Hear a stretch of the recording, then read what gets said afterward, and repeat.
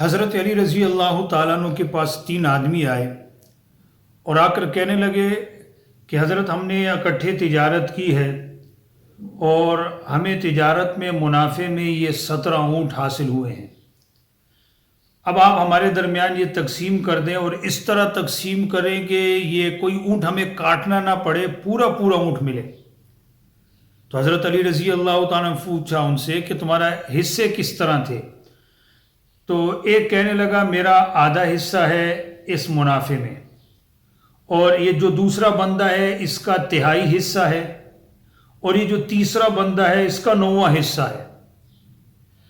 اب دیکھا جائے تو 17 اونٹ ہے، اگر آدھا کریں، ایک آدھا نفع ہے تو 8 اور 8.5، 8 تو پورے ملتے ہیں لیکن 9واں اونٹ کاٹنا پڑتا ہے جس کا 1/3 حصہ ہے۔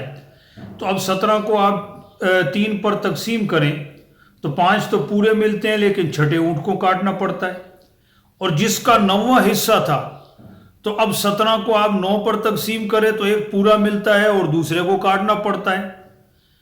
اب کہا کہ ہم لوگ حیران ہیں کہ یہ پورے 17 اونٹ ہمارے درمیان تقسیم کرنے ہیں، لیکن ہر اونٹ میں، ہر ایک کے حصے میں جو اونٹ آ رہا ہے وہ پورے نہیں آ رہے، کسی نہ کسی اونٹ کو کاٹنا پڑتا ہے۔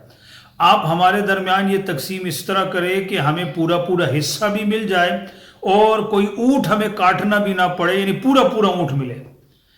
اب ہمارے سامنے ہوتا تو ہم حیران ہو جاتے، پریشان ہو جاتے، بھائی یہ کیسا ہے کہ اضافی جو عدد ہے وہ اس کا مسئلہ ہے جو ریاضی کے اندر آتا ہے۔ اب ریاضی کے اندر تو آپ چلے اشاریوں میں نکال لیں گے، لیکن یہاں تو پورا تقسیم کرنا ہے۔ عقل حیران رہتی ہے۔ حضرت علی رضی اللہ تعالیٰ عنہ، ان کا آپ فیصلہ دیکھیں۔ حضرت علی رضی اللہ تعالیٰ عنہ نے فرمایا کہ جاؤ بیت المال سے 1 اونٹ لے کر آؤ۔ چنانچہ بیت المال سے 1 اونٹ لایا گیا اور 17 اونٹوں کے ساتھ کھڑا کر دیا گیا، کل 18 اونٹ ہو گئے، جن میں 17 ان لوگوں کے اونٹ تھے اور 1 اونٹ بیت المال کا تھا۔ اب حضرت علی رضی اللہ تعالیٰ عنہ نے جس کا حصہ آدھا تھا اس سے کہا کہ تمہارا حصہ آدھا ہے تو 18 کا آدھا کتنا بنتا ہے؟ کہنے لگا 9 کا 9 اونٹ اپنے لے جاؤ۔ باقی بچ گئے 9 اونٹ۔ تو حضرت علی رضی اللہ تعالیٰ نے فرمایا جس کا 1/3 حصہ تھا، کہنے لگے 18 کا 1/3 کتنا آتا ہے؟ وہ کہنے لگا 6 آتا ہے۔ کہا 6 اونٹ اپنے لے جاؤ۔ اب 9 جمع 6 کتنا ہو گیا؟ 15، باقی رہ گئے 3 اونٹ۔